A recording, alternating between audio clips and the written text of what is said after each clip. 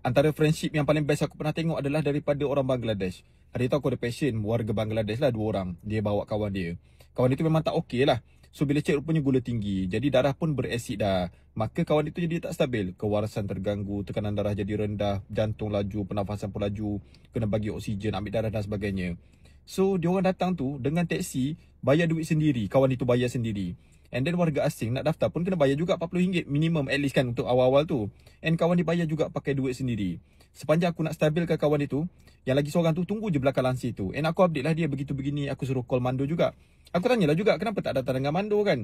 Aku tak pasti, mungkin dia tak faham soalan aku ataupun dia tak ada jawapan nak jawab macam mana kan. And dia tak jawab lah soalan tu. Lepas dah stabil, dah settle, nak hantar ke hospital lah kan, naik ambulance. Kawan dia tu tanya aku, boleh tak dia nak ikut sekali naik ambulance tu? Aku kata tak boleh lah, kena tunggu kat sini untuk Mando dia datang nanti nak settlekan baki payment dan juga prepare GL untuk admission dekat hospital nanti. Dia pun okey je lah.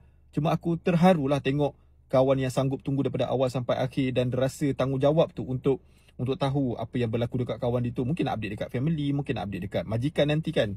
So that's how a good and sincere friendship looks like. Korang perasan tak, orang Bangladesh kalau jalan ramai-ramai dengan kawan dia orang, mesti pegang tangan. Aku tertanya ni sebab dekat kampungku pun ada sekumpulan orang Bangladesh kalau jumpa pergi pasar ke pergi masjid ke apa kan, dia orang jalan pegang tangan. So aku pun pernah lah tanya ayahku, kenapa macam tu? Sebab ayahku ni kenal dia orang ni selalu pergi masjid maghrib, isyak dengan subuh. Jadi memang jumpalah ayahku. Dan ayahku pernah tanya dia orang. Jawapan dia orang simple je. Sebab dia orang sayang kawan dia orang. Dia orang hargai kawan dia orang. Dia orang dah tak ada siapa-siapa dah dekat Malaysia ni. Anak bini jauh, family jauh, yang ada cuma kawan-kawan. Jadi bagi dia orang pegang tangan kawan tu tak ada apa yang pelik pun. Just yelah, kau baik dengan aku baik dengan kau, kita kawan yang baik. Cuma yelah, benda tu bukan kebiasaan kita, bukan satu budaya bagi orang kita. So kalau kau nampak orang kita yang buat, agak pelik lah kat situ kan. Tetapi di kalangan diorang, benda tu tak ada masalah apa-apa.